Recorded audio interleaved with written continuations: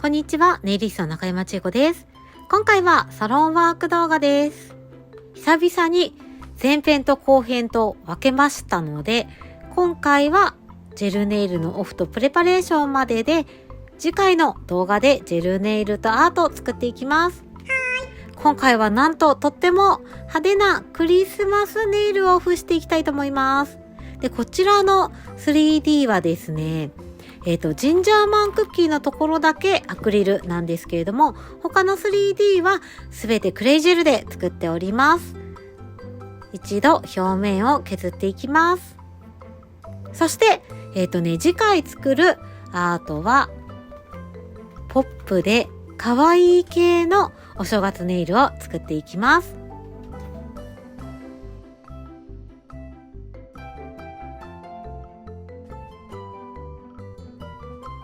ある程度表面が薄くなったら次の指に移動します。ジンジャーマンクッキーのところはアクリルなのでね、ちょっと硬いです。クレイジェルよりアクリルで作った 3D の方がね、硬さがあるので、オフするときは少し時間がかかります。で、クレイジェルの方は削ってもとても削りがね、早い。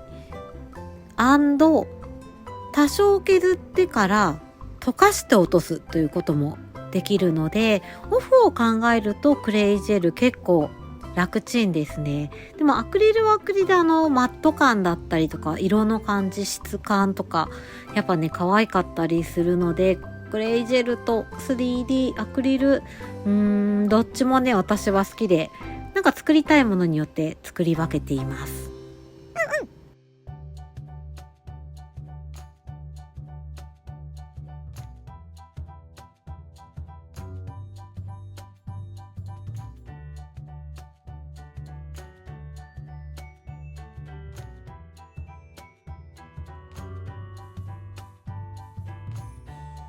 マシーンで 3D をオフしていくときに、特に甘皮周りの方、削るときにとっても注意しています。このマシーンのビットの回転に自分の手が負けてしまうと、ビットがお客様の指側にね、ガッて転がっていってしまうので、そうするとお客様が指を傷つけてしまうので、それだけは絶対にしないように、しっかりとハンドピースを握って手前に動かしてくるように、ちゃんと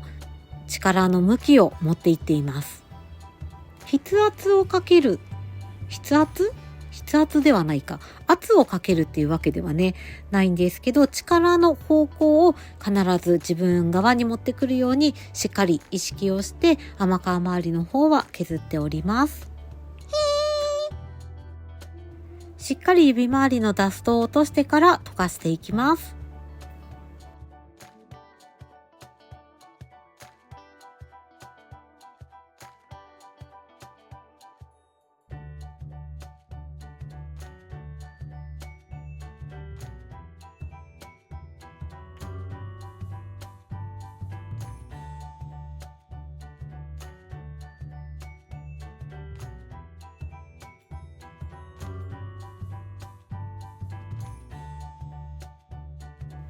反対側の手も同じ作業をしたら元の手に戻ってきます。アルミを外してオフをしていきます。小指はね、もともと 3D が載っていないところだったので、比較的溶けてきておりますが、まだちょっと残っているので、こちらはもう一度溶かしていきます。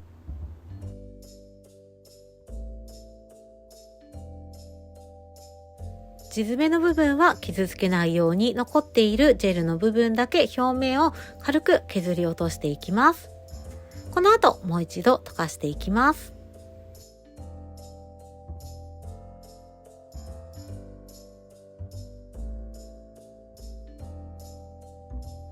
思っていた以上にジェルがあんまり溶けていなかったので、もう一度マシーンで削っていきます。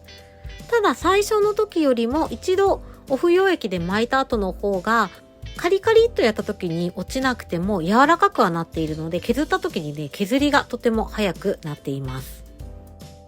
リースのデザインはクレイジェルと一緒に立体のパールとかも使ったので、アクリルニッパーで残っていたパーツを取ってから、ここももう一度削って溶かしていきます。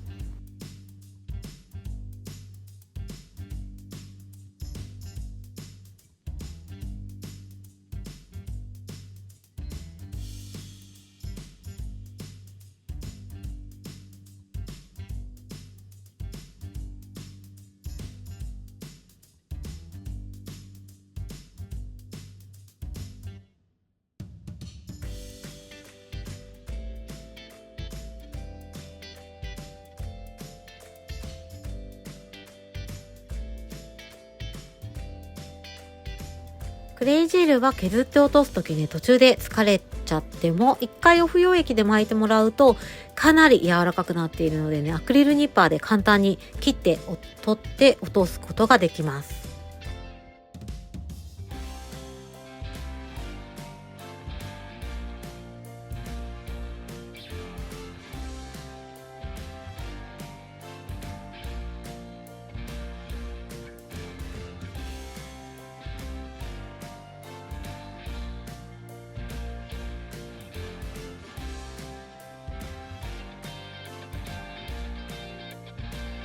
もう一度もう反対の手に移って戻ってきます。そうするともうそろそろこれは綺麗に溶けているのではないでしょうか。溶けている部分を落としていきます。で、今回は3D 乗っていない指がここだけだったので、ここが一番オフが早い感じになりましたかね。なので他の指はもしまだちょっと残っていたりしたら、もう一回溶かしていきますが、ここの指も溶けておりましたね。あれ？こっちの指かな？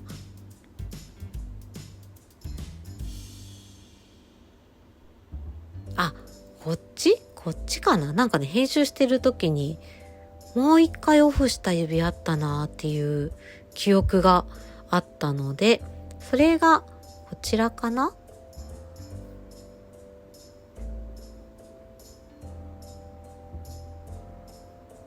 ですね。一回ジェルの表面削ったらもう一回溶かしてます。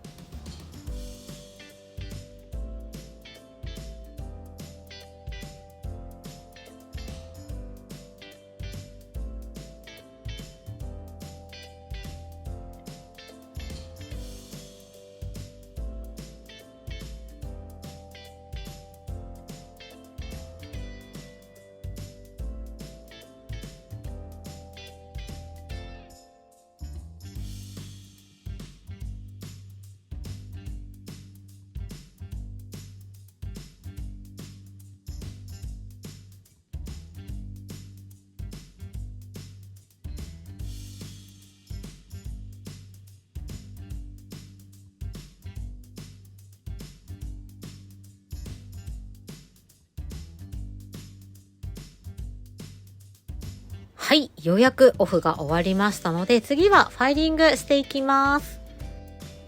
形はオーバルに整えていきます。そろそろね、ファイルを新調しなければ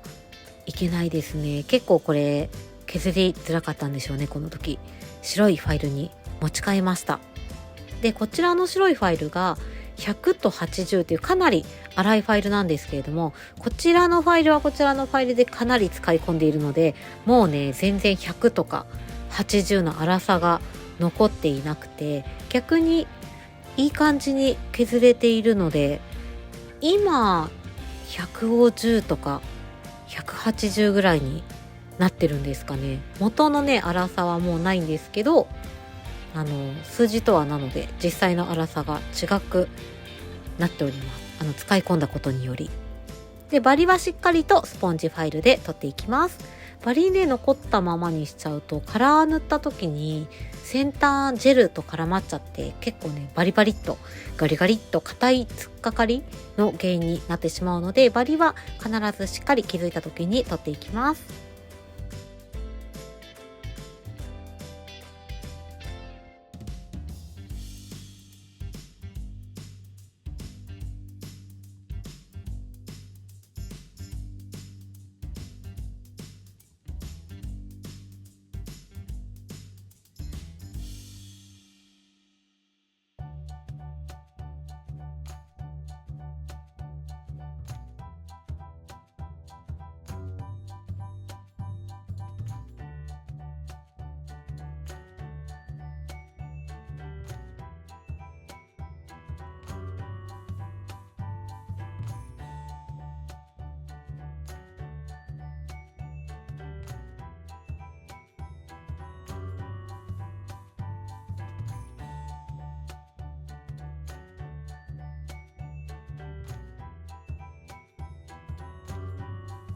それでは甘皮を押し上げていきます。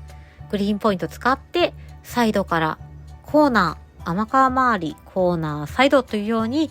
甘皮を押し上げて、爪と甘皮の隙間のところにできる空洞のポケットを均一に作れるようにつなげて押し上げていきます。あんまりね、部分押し上げていかないようにしています。あと、この時に指周りの角質気になるところあったら、ビットで取ることもあるし、ニッパーで取ることもあるんですけど、ニッパーは結構大きめのかなり硬くなってる、飛び出てるような角質とかはニッパーで取るんですけど、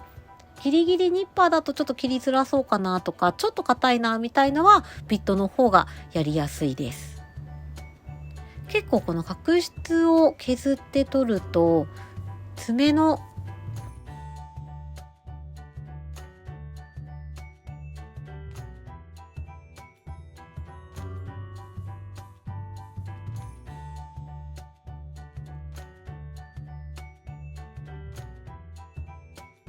グリーンポイントで押し上げるときに出てきたダストは一度払ってからキューティクルニッパーを使って甘皮を整えていきます。甘皮は全切りというものもあるんですけれども、私は全切りをしないので、伸びてきている部分とかささくれになりそうな、ちょっとちぎれてるっていうかキュッてなってる部分とかを整える程度に扱っています。あと、先ほども説明しましたが、大きめの角質があればこの時一緒に取っていきます。こういう感じですね。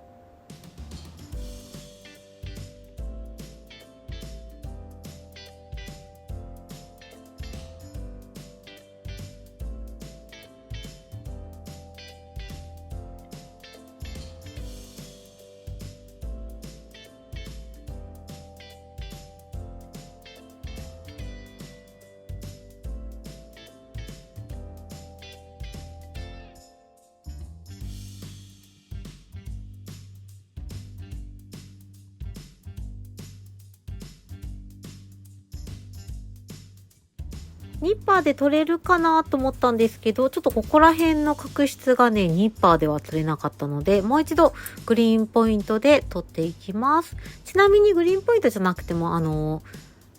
んまり粗くないファイル、180とか、粗くても150ぐらいかな、とかをこすることで、こういう少しちょっとした角質を取ることもできます。で、必ずどのみち仕上がりの時にはキューティクルオイルを塗ると思うんですけれども、角質取った時はね、特にしっかりこの指周りの保湿をちゃんとしていきます。なので指周りの方もしっかりオイルをなじませておきます。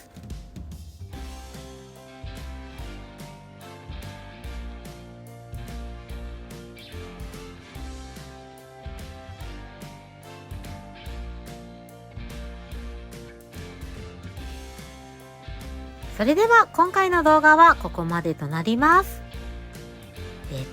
次回の動画ではポップでカラフルな 3D も載っているし、なんと手書きの和柄も入れます。夢川